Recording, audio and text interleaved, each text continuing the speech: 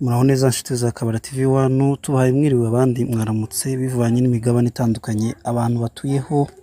Turi ku mugoroba wo kuri uyu wa gatatu tariki 29 z'ukwezi kwa karindwi umwaka n'ibihumbi 2026. Rero kuri uyu mugoroba tukaba tubazaniye amakuru akomeje gucicikana ku mbuga nkoranyambaga avuga kuri Gatabazi Frank wamenyekanye ku izina ry'umurimo w'ivugabutumwa ari ryo Evangeliste Gatabazi.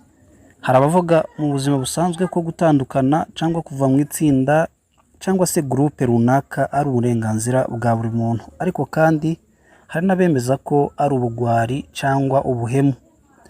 Mu bihe nk'ibi byo kwirwanaho n'ibitekerezo rero bitandukanye by'abantu bagira, kandi buri wese abisobanura ukwe. Amakuru agera rero kuri Kabara TV 1 dukesha radio Umurage na televiziyo aravuga ko hari abaturage bo mu gace ka Rurambo bavuga ko Evangeliste Gatabazi Frank muri ako gace yaba arimo kwitwara nabi ku baturage bari mu bice by'ako karere, ibintu bavuga ko byabateye impungenge n'umutekano muke. Kuko abo baturage bakomeza babitangaza bavuga ko Evangeliste Gatabazi aherutse kugaragara mu masango, aho bavuga ko hari bamwe mu baturage batishimiye ibikorwa n'iterabwoba akomeje kubashiraho cyangwa se kubakorera. Abo baturage nyuma aho bahisemo kumenyesha inzego z'umutekano zikorera muri Rurambo arizo MRDP twirwaneho. Abaturage bavuga ko Evangeliste Gatabazi yahise ava muri ako gace yinjira ishamba cyangwa se kibira hadaciye kabiri, nyuma aza kongera kugaragara ahitwa za Gitembe. Ibi rero ni mu gihe bakomeje kubona yuko akomeje kubatoteza cyangwa se abakanga, akomeza kubashiraho iterabwoba mu bice bitandukanye ari byo bya Masango ndetse na Gitembe. Amakuru akomeza avuga ko Evangeliste Gatabazi yaba ari kumwe n'itsinda ry'abantu 5 bafite intwaro biyemeje gukomeza ibyo bikorwa byo gutoteza abaturage, rikanabatera ubwoba ndetse rikabangamira umutekano w'abo baturage.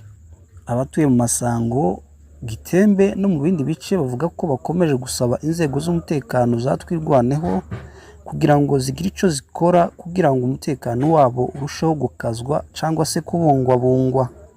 Hari kandi amakuru bamwe mu baturage bavuga ariko ataremezwa neza, akavuga ko Evangeliste Gatabazi yabashishikariza bamwe mu baturage ndetse n'abana birwanaho ko bakwitandukanya natwirwaneho cyangwa se AFC M23 muri rusange, ndetse bakavuga ko yaba hari amafaranga yariye amwe ya leta ya Kinshasa irogesha abantu kugira ngo akorane n'ubutegetsi bwa Perezida Felix Antoine Tshisekedi kugira ngo akomeze gushukisha abana bo muri twirwaneho udufaranga ndetse no kubiba umwuka mubi muri bo.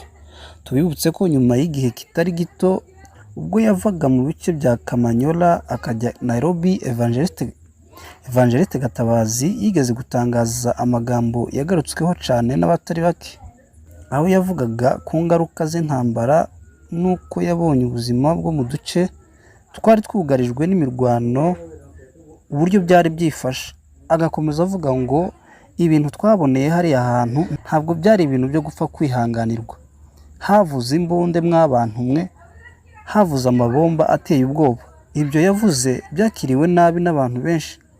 Abantu bakavuga ko ibintu yavuze bidakwiriye kuvugwa cyangwa se ngo bibwirwe abaturage batari abasirikare.